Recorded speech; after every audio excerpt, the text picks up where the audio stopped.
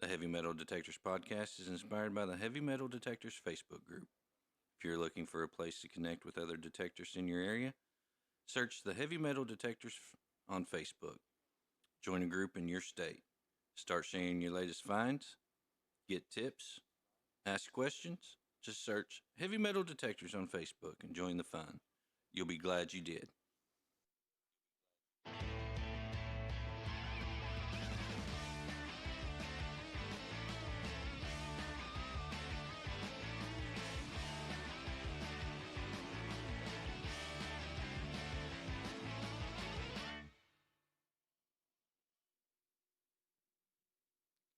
Welcome to the Heavy Metal Detectors podcast. I'm your host, Sidney Covey. Today we have a special guest with us. We have Martin Monson of Kentucky Cornelius Metal Detecting. Martin enjoys all aspects of the hobby, from researching before the hunt to researching his finds after. Martin did a little detecting as a kid, then was out of the hobby for a number of years till his son got a metal detector for Christmas. Since then, Martin has re-entered the hobby full steam.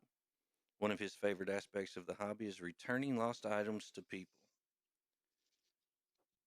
How are you I'm doing this doing evening, Martin? really well. How are you? I'm doing great, Yes, enjoying the definitely. weather, hopefully. Can't beat springtime in Kentucky. Definitely. Tell us a little bit about Kentucky Cornelius Metal Detecting, how that got started, kind of how you got started back into metal detecting, and what you do with Kentucky Okay. Cornelius Metal Detecting. So really, it got. I had been detecting for a while, and then just was kind of messing around on the internet and saw people were putting up YouTube videos and Facebook pages and all that kind of stuff, and giving themselves names. And I'm like, hey, I should probably, have a name, and it'll go along with the crowd on this one. So um, I kind of settled on Kentucky Cornelius. It's a play off of Yukon Cornelius from the that Christmas uh, Christmas cartoon about Rudolph the red-nosed reindeer. He's always out there searching for silver and gold. So I thought, well, that a play on that would be a good handle to have for a somebody who's out metal detecting. So um, the other day though, somebody pointed out that he never actually found silver and gold. He always looked for it, but he never found it. So uh, anyway, I guess I found both. So it was a good thing I changed the name to Kentucky Cornelius. Kind of the kicker for all of that was too. Back in the day, I had a nice red beard, just like the character on the TV show. So it all fit. Um, so with that, what I like to do is promote the hobby itself. I think it's a great hobby, and how I do it primarily is through a Facebook page that I have. And finally decided to start posting some of the finds that I was coming in contact with. Um, I think they were pretty cool, and I thought maybe others in the hobby would enjoy seeing them as well. So put up a Facebook page. I'm active in some of the Facebook groups. Probably more under my name than under the Kentucky Cornelius piece, but still active in some of the Facebook groups uh, around metal detecting. Uh, and honestly, what I have come to like, one of the best things I come to like about the hobby is the way that you can actually, help others out. So, um, you know, doing fines for people of items they've lost, I think is just incredible.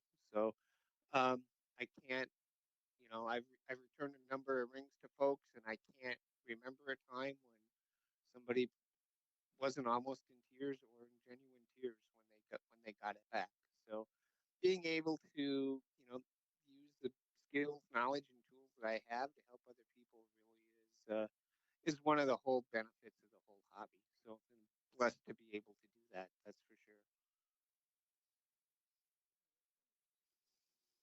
Yeah, and that's one of the great things, like you said, about the hobby is you're able to get out and help people find things they've lost. A lot of that stuff has sentimental value to people.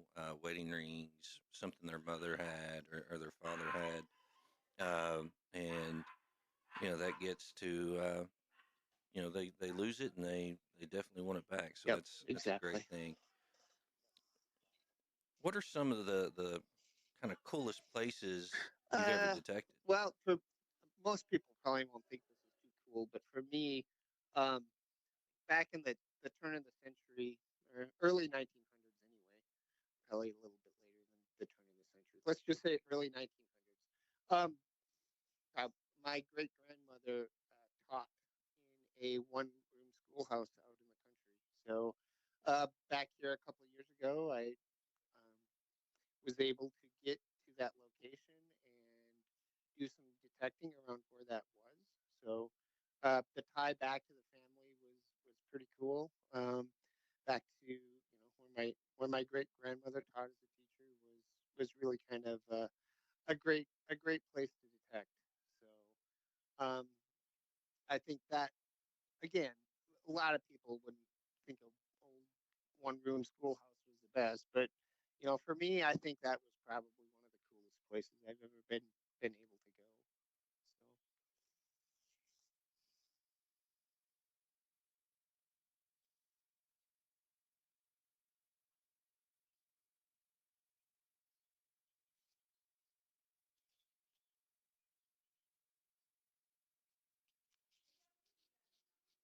Can you tell us about some of the more interesting finds you've had? And I seen on Facebook where uh, I believe it was in Florida, and you found a phone for an owner and was able to return that to the owner. Can you sure. tell us a little more about that? Yeah, I think well, one of the more interesting finds, and I found this just yesterday. So it was a uh, counterfeit coin. It was a counterfeit half-dollar from 1854. It was all kind of broken up in pieces.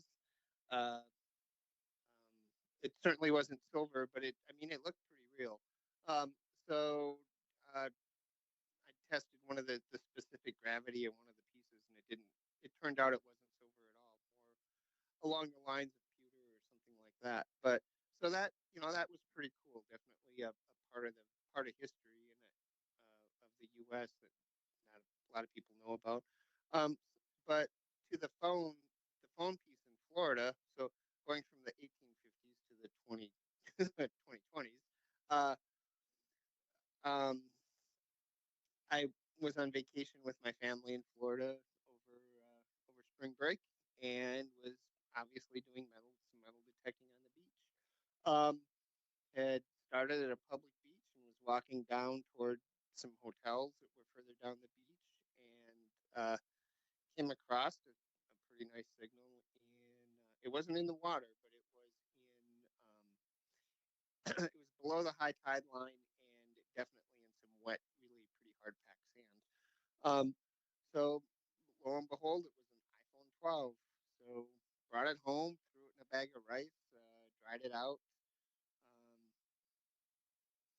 and then plugged it in, and it started charging. It charged all the way up, and I was able to get into the emergency contact portion of the phone and was able to contact the owner's spouse and uh, got their address and mailed the phone back to them. So it all ended well for them, and I got to return the phone to them. They had lost it almost an entire month earlier in the water. So the guy had lost it actually out in the Atlantic Ocean uh, when he was out playing with his kids in the water, and I found it about a month later, buried in the sand. So yeah, it was it was a surprising find. That's for sure. And even I guess even more surprising was the fact that it still worked. So those are some pretty harsh conditions to expose electronics to, but the thing powered up, and I guess it works fine. So happy reunion with the phone and its previous owner. That's amazing, to be able to find that almost a month later and get it back to the owner. That's just a testament of what people can do using a metal detector, not only to find the fun stuff and the treasures, but to help people out. Yep, definitely. So it's a great part of the hobby. The Heavy Metal Detectors podcast is sponsored by Metal Detecting Stuff. Check out Metal Detecting Stuff for all your metal detecting needs. A stocking dealer that offers competitive pricing with personal and excellent customer service before and after your purchase. Visit metaldetectingstuff.com.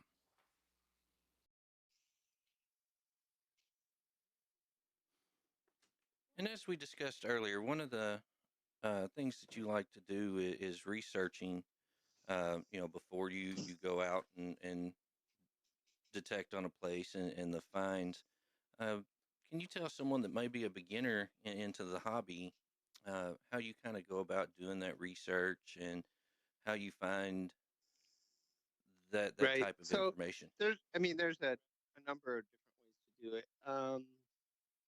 So if you're looking for some of the older places around, the uh, the USGS has U.S. Geological Service has maps that um, they go back into the early 1900s, available online. So, um, and what you can do with those is you're able to download those maps, and then you can overlay them onto their current locations using Google Earth or some other apps out there as well. Um, so you can overlay them on there, and then you can see where the old buildings are, were based on current buildings. So um, you can find out where all the old churches were, where all the old schools were, where a lot of old homesteads used to be, those kinds of things. Um, and then not only that, you can once you find out where those are at, because they're listed on the old USGS maps. Uh, Once you overlay them onto um, Google Earth, you're able to pinpoint the exact location on in today's timeline. So that's a pretty handy thing. Then obviously the next step is figuring out who the current owner is, getting permission, um, all of those kinds of things. So uh, those are some of the next steps. The other kind of um, ways are contacting some of the local historical societies, especially in some of the more smaller towns or rural communities. Um, a lot of times they have volunteers there who know they have just a wealth of information. So connecting with those folks, they can not only connect you with places, but typically uh, they know the people to connect you with too. So they can actually put you in touch with both the places and the people. But so making the connections through some of the historical societies around, and a lot of them now have a web presence, so you can at least um, contact the historical societies by email and kind of start your conversation that way, or even small local museums. A lot of small towns have some kind of museum somewhere based on some of the local history. So going in there, talking to the folks that are working in there, running the place, um, again, they can probably with um, put you in touch with both the places and the people around um, that particular area that you could hopefully approach and contact about doing some artifact recovery on some of the older properties around. So those are some of the pretty basic and simple ways to go about it. I guess the third one is just uh, take a day and do a drive around and do some cold cold calling on old looking properties. So that's worked out pretty well for a detecting buddy and I. Um, he stopped and asked somebody that he had saw at an old property, and the guy was more than happy to let us come on and do some searching on his property. So we respected his property. We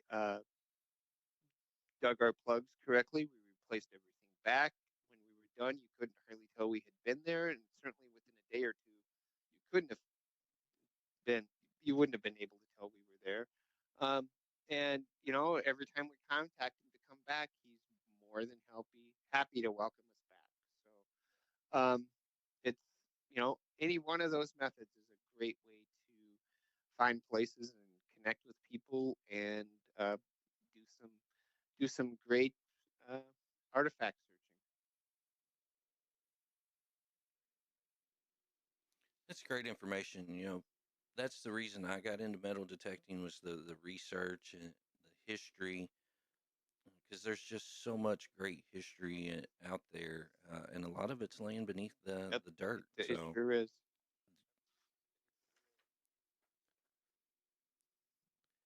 if your time's limited, and here in Kentucky, we're able to metal detect in public parks, and I think for the majority, most places you're allowed to. Um, you know, you're hunting a park, you got limited time. Where do you usually like to concentrate your time when you've just got a little bit of time and you just want to get a quick Yeah. one in So, at a park? but let me clarify the park thing. Jefferson County, all the public parks are off limits. So, just for people listening in, that's Louisville and the county around it. Nothing is allowed in any public park there. So, and obviously, state parks are off limits in Kentucky and any national parks across the country. So, um, so small community parks, town or county parks, other places in the state. When you get a chance and can go there, really, um, you can do a little research and see what may have been there earlier. Again, with the USGS maps, you may be finding that there used to be an old settlement on that, which is now a public park. Um, but if you don't have that, you just happen to have your detector in your car. You've got a spare half an hour to go. Well, the folks you were with are running on some kind of errand. Um, the first place I typically check is a volleyball court. If the sand volleyball courts, if there's one there, and there's not people on it, and the other one would be kind of the kids' playground areas. And again, if there's not kids there, I don't go if there's kids playing or um, people using the volleyball courts. It's pretty much when they're not being used is when I would go in. But those would be the two places I would check first. Then after that, around the benches where people might sit, if there's basketball courts uh, around around the perimeter of those where people might leave their bags, those kinds of things are probably the next area. And then finally, if it's a park that does a venue with concerts, um, you know, find out where the concerts are held in the park, and then kind of search those areas as well. So that's kind of the preference I would search through in a park based on how much time I had. And I've also found if it's a park that has a football field or a soccer field or even some baseball fields around, those are pretty good Right. areas as well. Anywhere Yep. people's going to Exactly. congregate. I tend to not go onto the actual playing fields, and stick to the perimeters. But yeah, definitely those are good as well. Going back to your trip to Florida, what's some tips for detecting on the beach and in or around water? The first is to make sure you have a detector that can handle it. Uh, the salt beaches are heavily mineralized, so if your detector can't handle it, you're pretty much going to have to stay to the dry sand, which is okay. I mean, people hang out on the dry sand and drop all kinds of stuff. But in the water, um, or next to the water, I guess really what I do is, first of all, I try to go during low tide. So, or as after sometime after high tide and before low tide has set in, simply because you can get out then where where people had been swimming previously. So, somewhere as the tide is going out between high tide and low tide. And then I kind of make a zigzag pattern and um, try to find coins or heavier items. And then once I kind of find out where that line of heavier items is, then I kind of tend to walk that line, so to speak, in back and forth. Um, if it's possible, if I'm not in the water myself itself, I will um, drag the handle or the the scoop part of my sand scoop, so I can kind of look back and see where I was, just so when I turn back and come back the other way, I'm not overlapping where I had been too much. Um, let's see what else. And again, I tend to go where you kind of want to go where people congregate the most, and then watch the wave action. If it's generally a northerly or southerly wave action, then kind of go start where people were, and then kind of work the way that the waves are tending to go. So, if you watch the waves, they don't typically roll straight in at 90 degrees to the shore. They'll come in one direction or the other. So, and then I kind of go towards, you know, kind of go with the direction of the waves at that point, because that's kind of the way they'll tend to push stuff. Um, and again, I think having the right equipment is key. Uh, I really, I bought a sand scoop, and it the handle detaches and comes apart in two pieces, so it fits in my luggage. Uh, that that piece of equipment right there is just almost mandatory to use on the beach. So you can do it with some of the other ones, the smaller plastic handheld ones, but um, it just makes it a little bit harder. And also, a pinpointer too at that point really helps a lot once you get a big uh, glob of sand to be able to quickly scan through it with your pinpointer and pick out whatever metal it is your detector's going off on. So I think kind of try all those things and go from there. So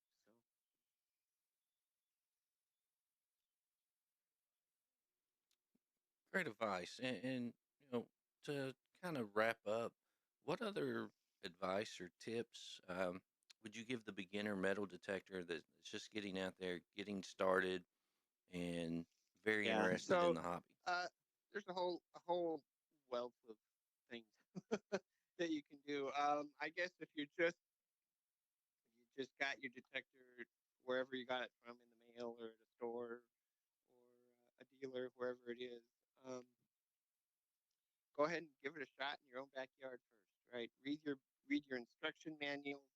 Give it a shot in your backyard. See what you can do.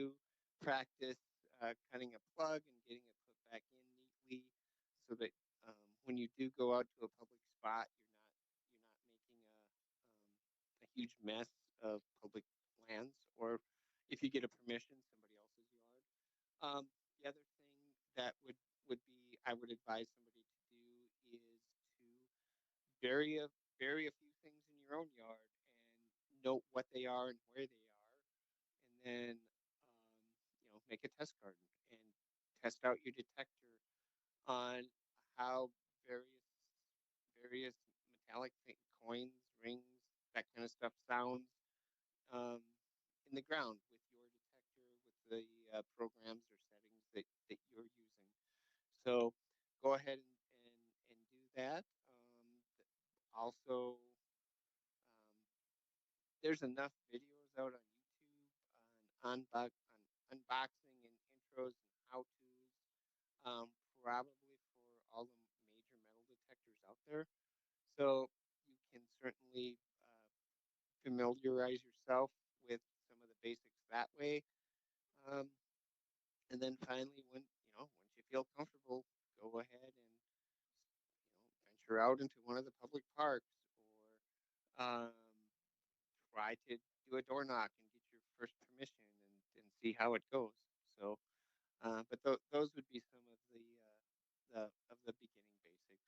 Definitely read through that instruction manual. It's going to have a good bit of information in there that you may want. I know with a few times when I so recently I've gotten a new detector, um, and I practiced in my test garden. I've done all kinds of stuff, but when I go out live the first time to some place that matters, um, to me, then I'll actually download the manual and have it on my phone in case there's something I need to reference. So I can learn from people who have been doing it for years and years and years, um, and connect with them, get advice and get tips from them. Uh, Chances are they they may not have your exact detector, but they know enough about how detectors work that they can certainly give you a lot of good tips and tricks and advice to help you make your detecting experience more successful. And speaking about, practicing digging the plug, that was one of the things I found very beneficial when I started was getting a quality shovel and just going out and practicing digging a plug, not even having the detector with me, just going out in my own yard, dig a plug, flip it over, put it back in. Um, Practicing that is a very important part of the hobby, I believe. Yeah, I agree. I mean, I approach it as um, a leave. I used to do a lot of backpacking as well, so I approach it as a leave no trace hobby.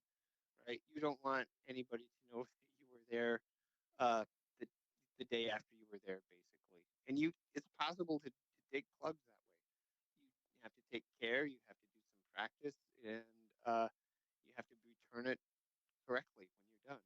So, and it's really hard to do that with a garden spade that you pick up from one of the big box stores, right? You you really need a decent shovel or a decent hand digger to be able to do a plug well. And then one final thing, anyone that may need the service of having a ring or something found, how can they contact you?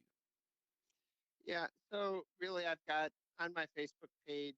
If you just do a Facebook search on Kentucky Cornelius, it'll come up. Um, my phone number's on there. I've got an email associated with it as well.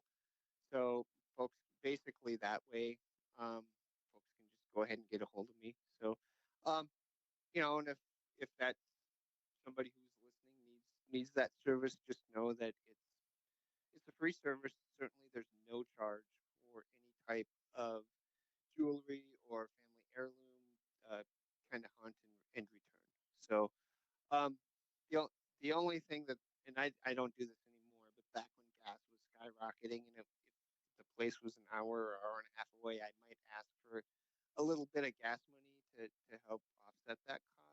But honestly, you know, pretty much not anymore. If you lost something, just get a hold of me and I will definitely do my best to get it back in your hands. So it's one of the best parts of the hobby. So I try to do it as often as I can. That's great, and it's awesome that you provide that service for people, and generally help them get those things back. Martin, I want to thank you for being on the show and for the great tips and advice that you've given. Sure. And don't forget to check out Kentucky Cornelius Metal Detecting on Facebook. Give it a like. Martin, thank you again, and we hope everyone has a wonderful evening. All right. Thanks so much. It was great talking to you. Bye.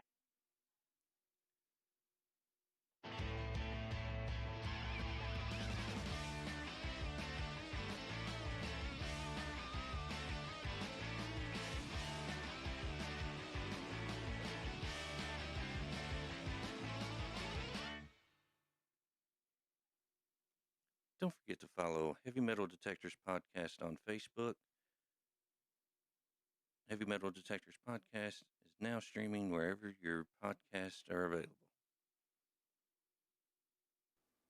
Are you looking to remodel your kitchen, bathroom, or outdoor living space? Call Integrated Home Design, Central Kentucky's #1 choice for remodelers. Voted 2022 Best in Lexington and a 5-star A-plus rating with the Better Business Bureau. Call Integrated Home Design today at 859 455 9651 to schedule your free in home design consultation and free quote.